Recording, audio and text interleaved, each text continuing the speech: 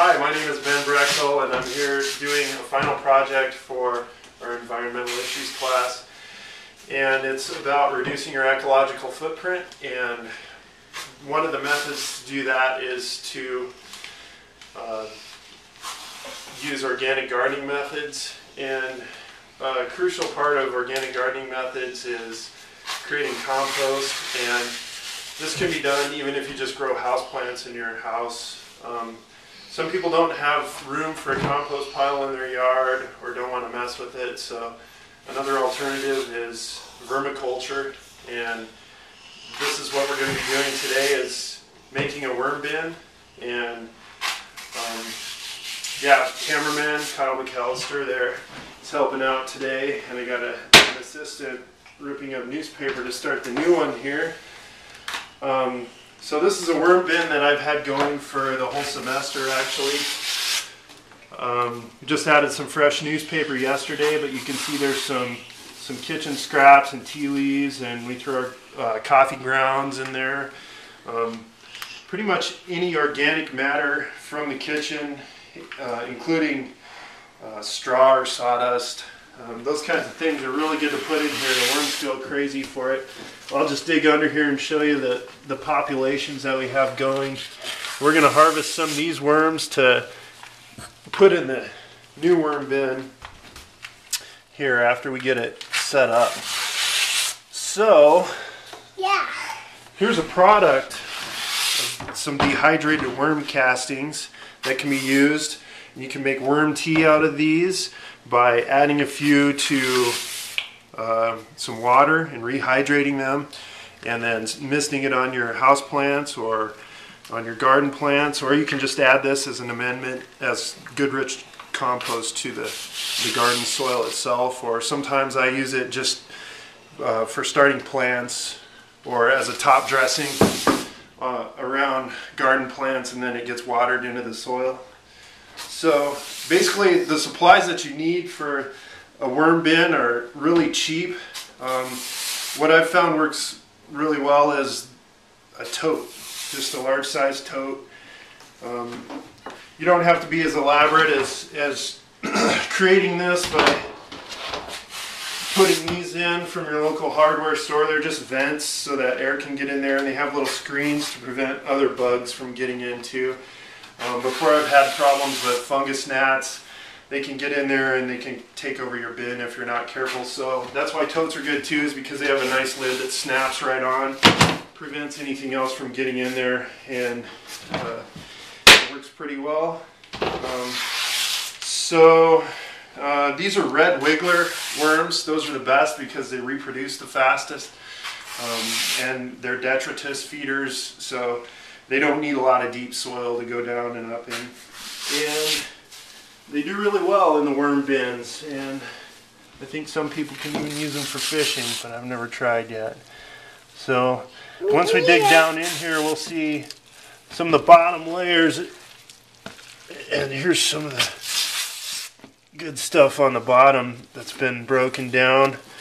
Hasn't been turned over for a while, so anyway. She's going to town over here. This is how you set up your worm bin.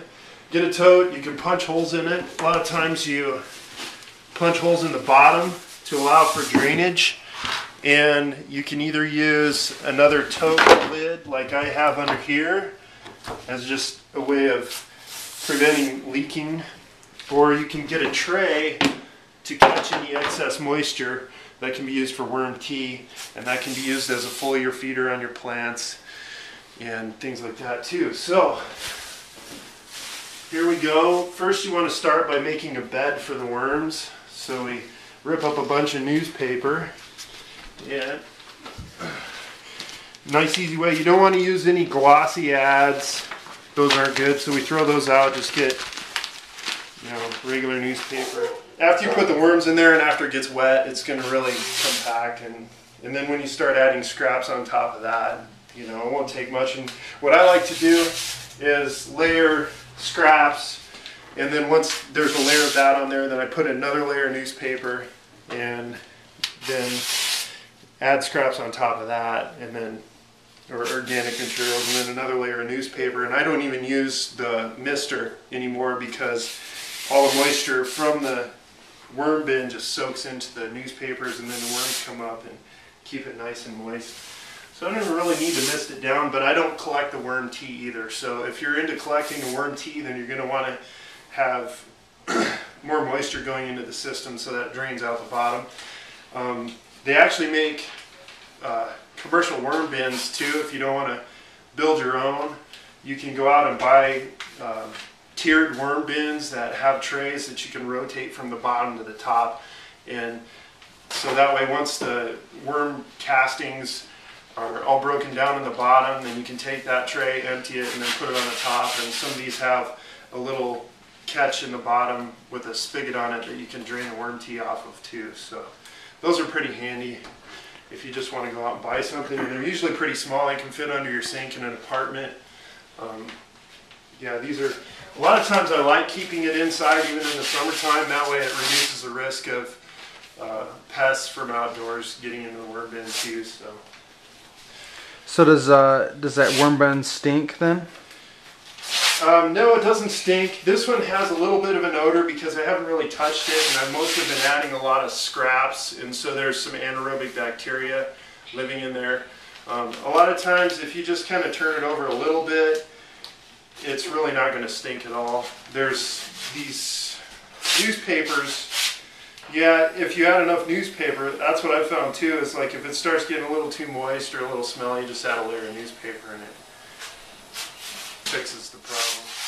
So kids love it too. That's another advantage of having it in your house, and she loves to play with the worms. And there's also little roly-polies or pill bugs.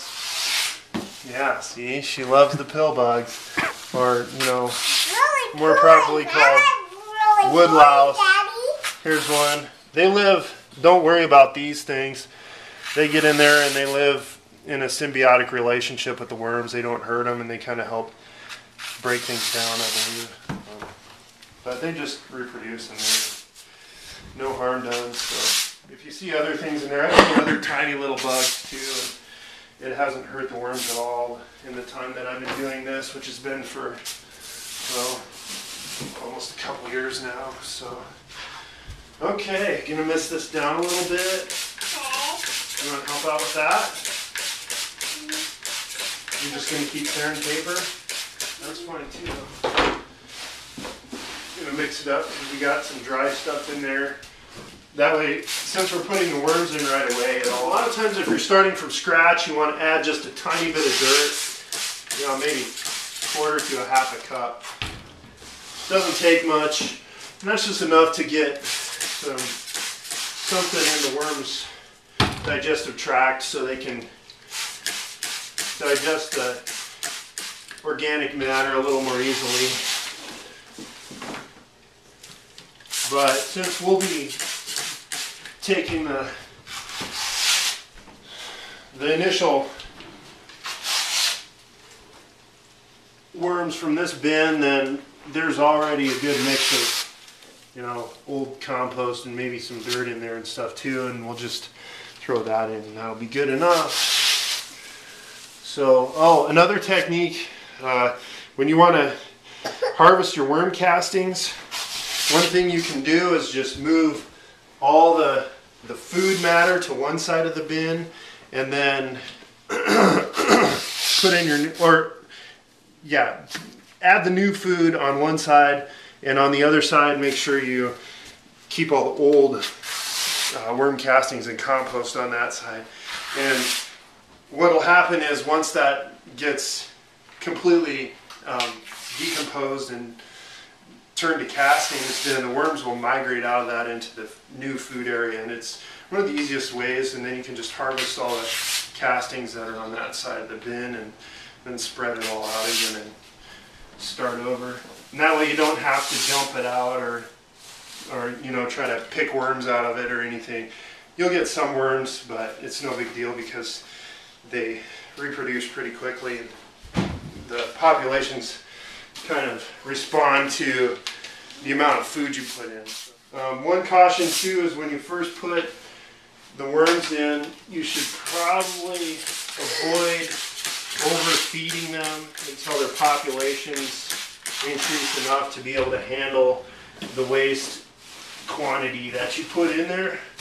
So, okay, so right now, this is good enough. You know, you can even just start the worms on nothing but newspaper and they'll do fine. And then just slowly add scraps as you see it. So what I'm going to do is just take some, there's plenty of coffee grounds in this, and there's worms in there and stuff. We'll just take some of that and throw it in on top. Let's get a look at one of those worms. Yeah, here we go. Here's a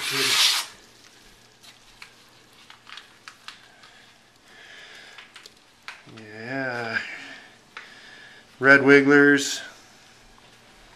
They're pretty small. They're not like a really giant earthworm. Why would you use those instead of like earthworms in your backyard? Because they reproduce a lot quicker, and the earthworms in your backyard need larger soil profile to be able to go up and down in the soil. And these will just hang out in a very shallow layer of detrital material, and doesn't smell too bad. Like I said, this hasn't been really messed with too much, so there's a little bit of an odor to it because it hasn't seen a lot of air. But with continual upkeep, the odor is pretty much non-existent? Yes, it's easily, it's just because there's some anaerobic bacteria. I don't know if you can see those, but there's tiny little white, those are the baby worms. That little white wiggly thing there. There's a bunch of really super tiny ones there, so we'll put that in there. They'll get big. Okay. Wow, this end has a lot more worm casting. This is the rich product that's moistened. It's hydrated. This is the rich, super rich worm casting compost that's really good for. It feels real smooth. This is all from coffee grounds and tea, and just kitchen scraps. And now, what things would you want to stay away from putting in your pile? You probably won't. They don't really like citrus peels very much. I don't put too many eggshells in there. If I do, they're usually dehydrated and I crush them up pretty well. Some people like to blend up their scraps that they put in for the worms too, because worms have really small mouths, and so it makes it easier for them to eat. And they can go through it a lot faster that way, but I've found that really is not a big issue. They really love cabbage and lettuce and things like that, like leafy vegetables too. So if you have something that's going bad in the fridge or whatever, you can just throw that in too. So now, all kinds of places you can order these red wigglers from organic gardens and stuff. It rhymes with bucket too. So yeah, this can be a fun family adventure in vermiculture. If you're interested in a good way to produce nice organic, rich compost for either a small garden or houseplants or anything like that, and it's a good step toward reducing your ecological footprint with very little cost invested.